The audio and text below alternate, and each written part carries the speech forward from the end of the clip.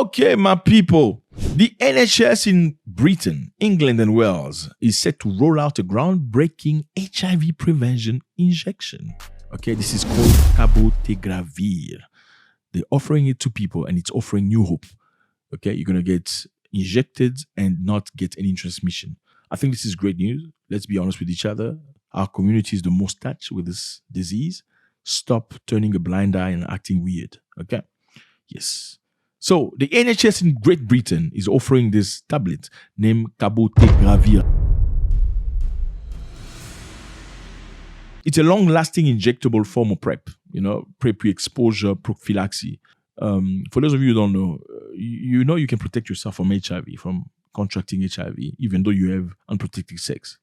So what you normally do is you take tablets, okay, that protect your body in advance of you being exposed to somebody that is HIV. So even if you get exposed, you hit it raw, like you like to say. Yeah, you won't be affected in most cases. I believe it's 99% chances you don't get anything. It's called prophylaxis. This is just for easy understanding for all of us. I know you're very smart. You know that you can't think that everybody's as smart as you. But here is family. Okay, we love everybody. Everybody has to understand. So if you want to go out there, my brother, use PrEP, okay? Use PrEP, protect yourself, stop being weird. And it's not because she's that hot and looks that yellow between the legs. My friend, don't do that. Okay, so this cabotegravir is administered once every 2 months. It blocks an enzyme called integrase, which HIV needs to replicate. So even if nothing happening, you winning, nyama to nyama, all the way, no problem. So if you are in Britain, okay, English, Wales, they're going to give to people first batch for free, okay, on the 30th of this month. They're targeting about 20,000 people. So if you just get the information that's necessary and go get protected. I remember many years ago, I think I was about 20, just turning 21. I met this girl. She was a very pretty girl. Jeez. We liked each other. We talked to one another. I mean, we spent some time with each other. And I was lonely because I was away from my family. And this girl was very present, Yeah, and, we started doing that thing, you know what I'm saying? Then after doing it, my spirit said, you know what, we shouldn't be doing it this way. It happened one time we did that like that. And we shouldn't be doing this. How about you go get tested and I get tested and we can see. She went to get tested, okay? She said, no problem, went to get tested. And she came back and I was waiting for her. I was at the gym. I was waiting her. She came, she gave me the envelope. I took the envelope. I'm like, okay, cool. I mean, if there's something wrong, she probably just would have disappeared. She gave me the envelope. I took the envelope and I opened. I'm like laughing at her. I opened. Tak, was tested HIV positive. What? Mang is tested HIV positive. My brother, I started crying. Why? How? Why? How long do you know this? I'm telling you, I cried. She was stoic, strong, just looked at me and we said goodbye. I mean, we started we had spent like a couple of days together. I said goodbye. She left. I cried. Okay? I cried. The same day I went to do testing myself. Okay? And I explained to the person because, you find that person that's the counselor asking you why are you doing the testing and stuff. I'm like, because this and this and that. Me and this girl and this. You're like, oh, she was here. I'm like, yes. So the counselor said, let's test you and see. They tested, it came out negative. Then she said, it's normal that it comes out negative because it takes time to incubate. So you should come back here after 3 months. My brother, I went fasting. I fasted prayer. I prayed. Oh Lord, remember my family. Remember my father. My father helped many black people. I'm telling you, I prayed, I changed, I became a serious Christian. After 3 months, went to do my test and stuff. Yeah. Look, today things are different. Okay, you can be HIV positive and have a very normal life. But hey, I think even though many people believe they are slowing down the release of the actual proper thing, you know what I'm saying? I think in the meantime, they're trying to milk us money, but let's go benefit from this injection. There's 20,000 people going to get free injection. It is in Wales and England. Just find out about that. Go get protected. They get you a shot for, I believe, 2 months. There's another one for 6 months. We don't have much information about that, but just shout out to you guys. Why? Because most of our communities are positive. Stop acting weird. This is your information. You need to find out about that. Okay, we are moving to Libya. Okay, Libya is the map here. Beautiful place, lovely people. Well, the Libyan ex-dictator, they call him dictator, Muhammad Gaddafi, this man. I don't know why they call him dictator. His son, he is ordered to be released in Lebanon prison, where he spent 10 years of his life, but he must pay $11 million in bail. The son of Gaddafi, the great man. Remember Gaddafi? He was a great man. He paid the debts of many African countries at the World Bank. Yes. Gaddafi contributed in the purchase of the very first satellites that belonged to Africa with regard to communication. He paid $400 million out of $500 million.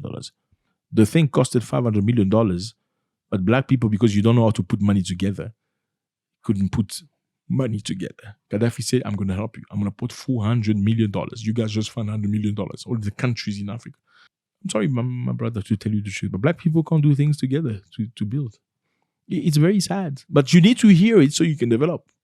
The African Union, you heard of this building right here? You see, it took them years to build this building. They say every African country must provide a few $1 million so we can build a place where we can have a seat and have a discussion about private things regarding Africa. They couldn't do it.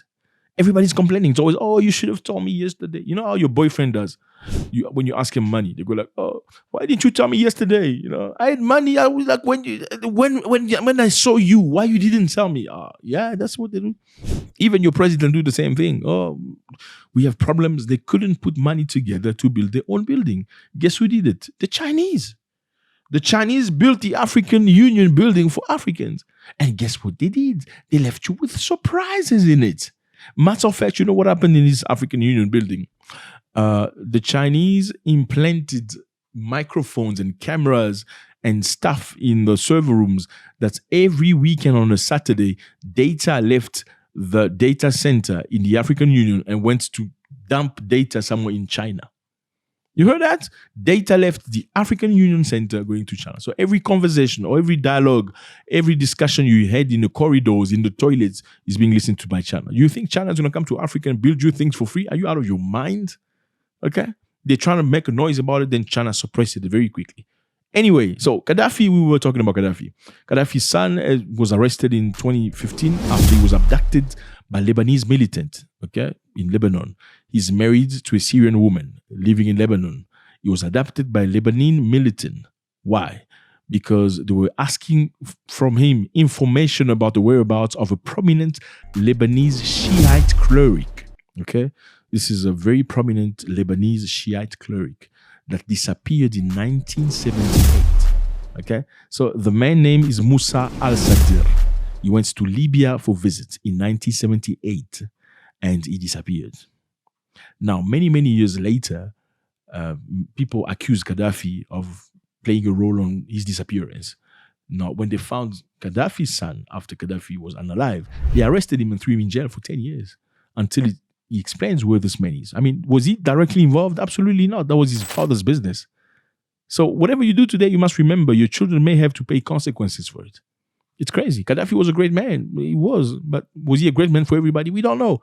Are there aspects of Gaddafi we didn't see? Certainly. Why? Because how did this man disappear? His name is Musa al-Sadr. How did he disappear? There are many speculations. Number one, they say the reason why he disappeared it's because of diplomatic friction. They say al-Sadr reportedly criticized Gaddafi leadership and policies during his visit. So he said nasty things about Gaddafi's policy when he went to Lebanon. This is speculation. Some accounts suggest that their meeting was contentious. So they fought each other and this possibly escalated into a fatal confrontation. I mean, you can't fight a president in this country. They're going to shoot you and throw you to the dustbin. Number two, people say regional pressure. Gaddafi may have acted under pressure from other Arab leaders who viewed al-Sadr's activism as destabilizing, especially in Lebanon, where sectarian tension was rising. So al-Sadr was very influential, and some leaders in the Arab world didn't necessarily like him.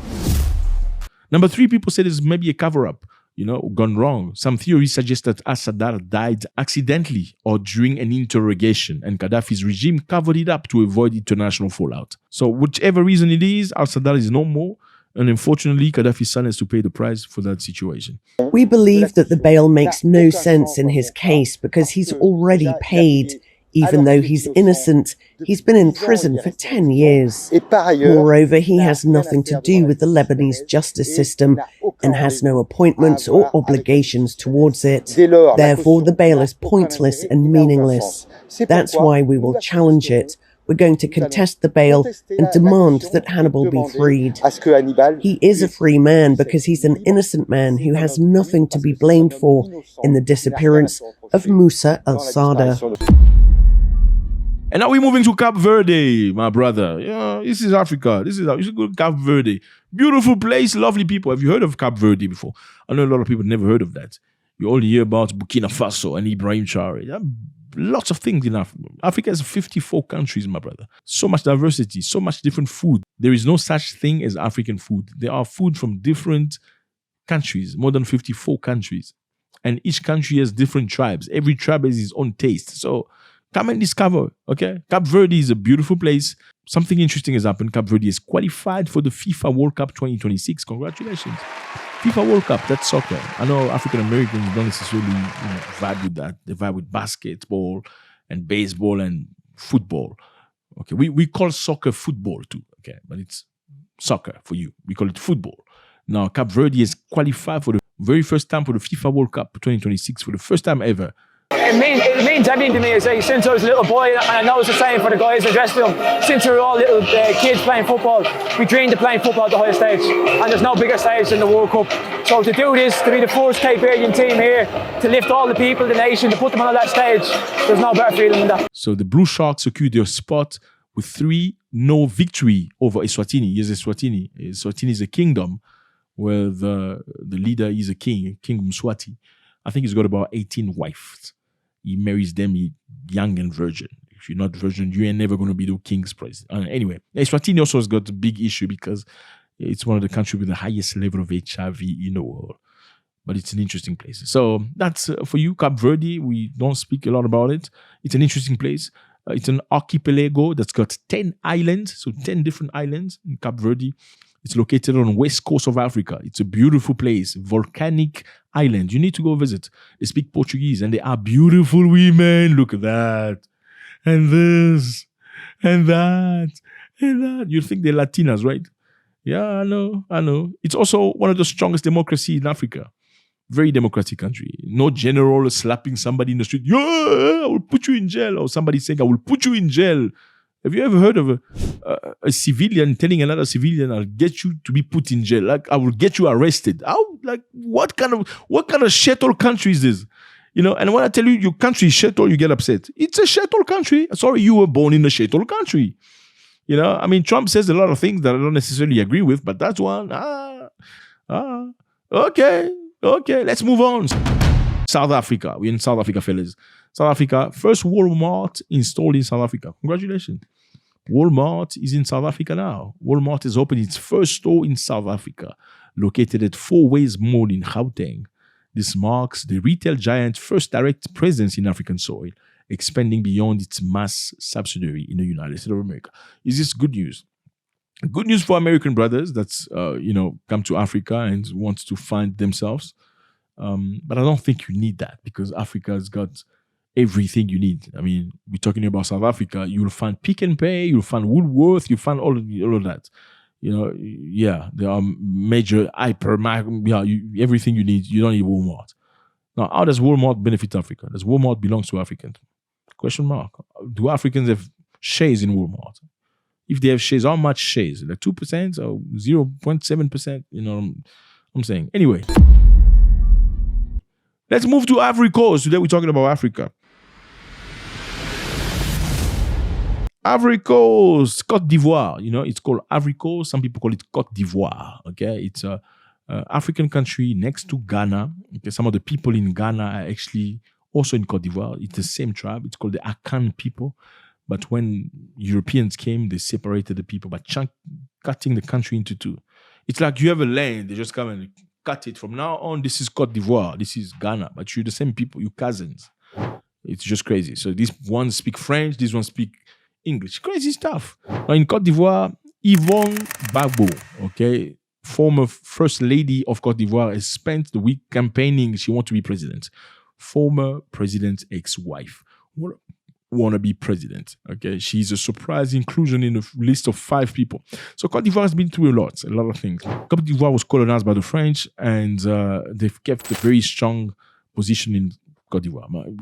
The message is simple. This lady is going to be president. She's trying. She's got great popularity.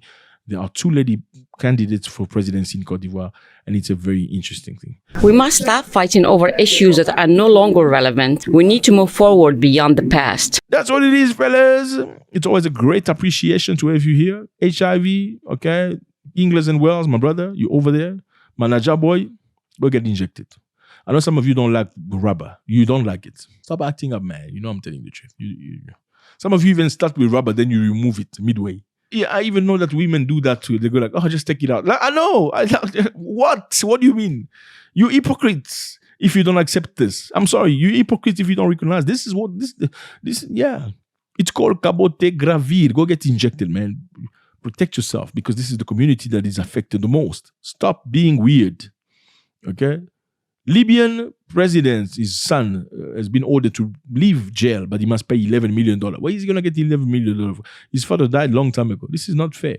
He was put in jail for the disappearance of a person he never saw. This person disappeared in 1978, and these people are asking him where he is. I mean, this is just crazy stuff. And then again, Cabo Verde has gone through FIFA World Cup. They're going to play. Congratulations, my brother. Kumentao, Boa Vida. I see you. Okay. Thank you very much, fellas. Always a great pleasure. Walmart in South Africa, Tobela, Dumelang, San Bonani, my South African people. I see you. Thank you very much. Drop a comment. We need you to comment. We need you to comment, because these channels are not doing really good. We need you to comment so we can grow and stay in tune. Yeah. We don't want to say goodbye. We don't want to say goodbye. God bless. Drop a comment. Bye.